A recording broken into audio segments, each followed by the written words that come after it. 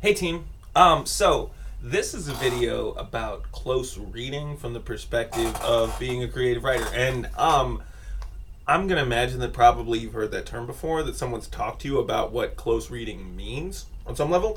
What I want to do is I want to specifically add to it what close reading might mean for a creative writing audience and use that to kind of talk about how reading stories might differ from a writer's perspective. So, first off, like I was saying, I want to be clear that when I'm talking about close reading, I don't just mean what happens in a story, though that's important, obviously. And I don't even just mean like what the story means, though again, obviously that's something that I want you to pay attention to. But what we're going for here is what is the story's purpose and how does it accomplish that purpose? And yeah, I know that's like big. That's like weird and wild. But for us to be, in my opinion, the best writers we can be, we have to start with big questions, right? Like, writing a story maybe begins with thinking about, well, what is a story doing? What is it for, y'all? Seriously. And I know that obviously you're not in the room with me, but that's an actual question. Think of an answer. What is a story for? What's it do? What is its purpose? And conveniently, I have an answer. Not mine. This answer comes from Ben Marcus, and he says the following: language is a drug, but a short story can't be smoked. You can't inject it. Stories don't come bottled as a cream. You cannot have a story massaged into you. You have to stare down a story until it wobbles, yields, then catapults into your face. But as squirrely as they are to capture, stories are the ideal deranger. If they are well made and you submit to them, they go in clean. Stories deliver their chemical disruption without the ashy hanging over, the blacking out, the poison. They trigger pleasure, fear, fascination, love, confusion, desire, repulsion. So, in other words, and he goes on, that's from the Introduction to New American Stories, which is a dope collection if anyone's ever interested. But that's kind of what I think of as like the most effective part here, is that a story is a means of making someone, i.e. the audience, feel something. And in the best stories, maybe an ideal specified something to make them feel the specific thing that you want them to feel. It's, in other words, like an emotional injection. And stop. Just wonder, that's kind of wild, yeah? Like, that's not some everyday business, is it? And I want to think about, like, the way that that's almost, like, on the verging of, like, a incantation. And so, how do you do that? How do you create that, like, verging on mystically appropriative language? How do you get stories to do that? Well, I think that by paying attention as closely we can to how each choice that the writer makes affects us, we can begin to understand how stories themselves might be put together. Like, so, in other words, what we're doing with close reading here is reading for what is the emotional effect that a given choice by the writer has. And sometimes, even though I'm trying to work away from it, you'll hear me say moves instead of choice, and that's all I mean. Like, when I say a move on the writer's part, it's a choice that they made. And I want us to remember, right, that there is never any sentence in a story written as well as it can be that's just there, right? We're going to presume, at least, that every word was chosen for a reason, and so that there's something for us to see. Now, you guys already read A Small Good Thing for Me by Raymond Carver. I'm just going to point out a few little passages from it and do a little close reading for you so that I can hopefully demonstrate what I'm talking about. So, if you haven't read this story now, pause the video now, go read the story, because, I don't really believe in spoilers, but for this to have the maximum effect, you're going to have to have read it before we can talk about it, because some stuff happens. So, the language of this story kind of works part of the spell. Look at the sentences that are written. This is the very beginning. Saturday afternoon, she drove to the bakery in the shopping center. After looking through a loose leaf binder with photographs of cakes taped onto the pages, she ordered chocolate, the child's favorite. The cake she chose was decorated with a spaceship and launching pad under a sprinkling of white stars and had a planet made of red frosting at the other end. His name, Scotty, would be in green letters beneath the planet. The baker, who was an older man with a thick neck, listened without saying anything when she told him the child would be 8 years old next Monday. So, what I want you to notice here, what I'm picking up at least, this is not, to be clear, the only answer, the right answer. I don't think of it that way. But I want you to hear what I'm seeing, or see what I'm hearing.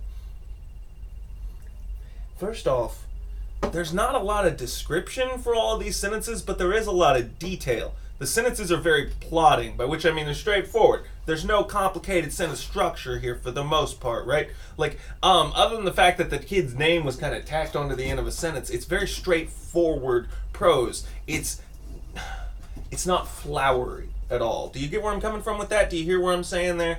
It's like, there is a lot of description, though, and some of these sentences tell you a lot. You can see a lot of visual details at this particular moment. You with me there? That's all I want us to see, right?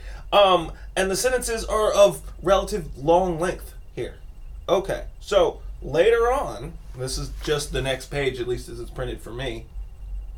On Monday morning, the birthday boy was walking to school with another boy. They were passing a bag of potato chips back and forth, and the birthday boy was trying to find out what his friend intended to give him for his birthday that afternoon. Without looking, the birthday boy stepped off the curb at an intersection and was immediately knocked down by a car. He fell on his side with his head in the gutter and his legs out in the road. His eyes were closed, but his legs moved back and forth as if he were trying to climb over something. So, I want you to notice the way that the language, like, there's less detail about the kid getting hit with the car than there is earlier about the cake that the kid was going to get. What is the effect there? Why did the author do that?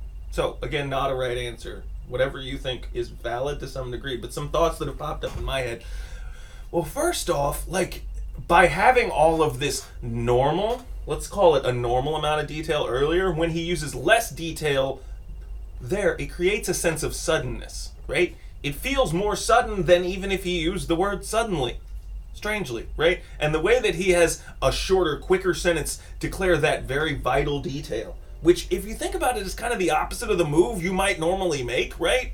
Like, if you were telling this story, you're like, okay, so there's this mom, she's picking up a cake, right? And then this kid, so him and his boat are walking down the street, right? And they're just there, and then out of nowhere, you get where I'm coming from? There'd be a lot of detail, a lot of build up to the very moment where this kid gets hit with the car. And instead, it's very sudden. It comes out of nowhere.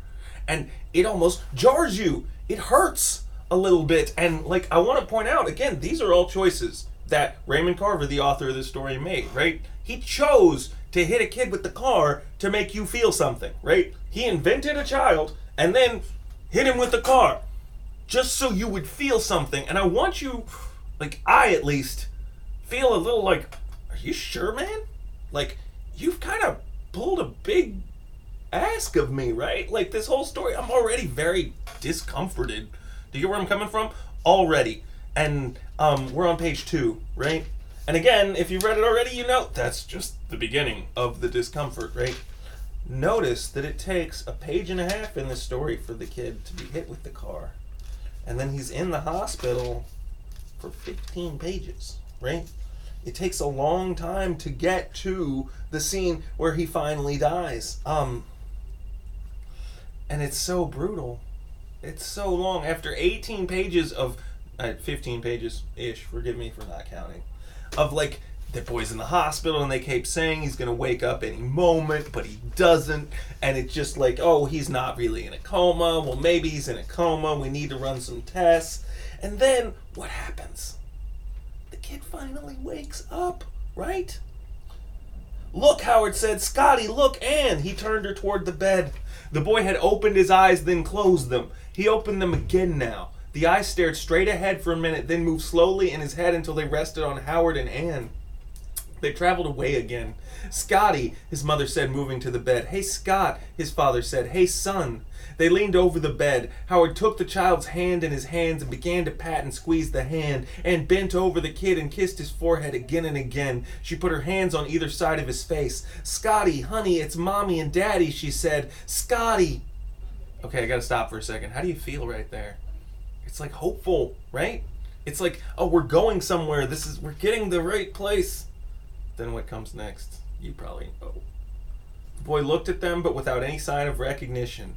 Then his mouth opened, his eyes scrunched close, and he howled until he had no more air in his lungs. His face seemed to relax and soften then. His lips parted as his last breath was puffed through his throat and exhaled gently through the clenched teeth. He killed him! And he woke him up just to kill him. We didn't need to do that. That was a choice. Raymond Carver did that. He picked it. And I want you to think about why. Why did he do that to us emotionally? What is the effect that it had? And my argument is that the ending of this story wouldn't mean what it means. And to me, it means everything, if you want to be honest. It wouldn't have any meaning at all if it weren't so hard. If you couldn't show me and make me feel the reality, the unfortunate reality of this emotional roller coaster that these parents were on, then what happens at the end would be as meaningless as, you could honestly, realistically say that it is. But when the baker tells him it's a small good thing, you have to eat and keep going, I feel that. I feel the reality of, how really human interaction, what is it but that? What can any of us do but eat and keep going? What is anything on this world but a small good thing? Or an unfair tragedy? And, it's sweet. And it couldn't be that sweet if it weren't so intense. Anyways, that's my argument. So when you move on to the next step of this project, what I want you to be thinking about are what are the moves that authors are making to make you as an audience feel things? Where do they come from?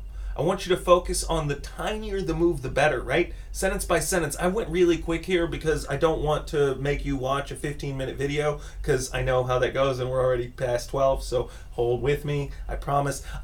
But the more small a detail can be, the more worthwhile it is worth considering when doing close reading.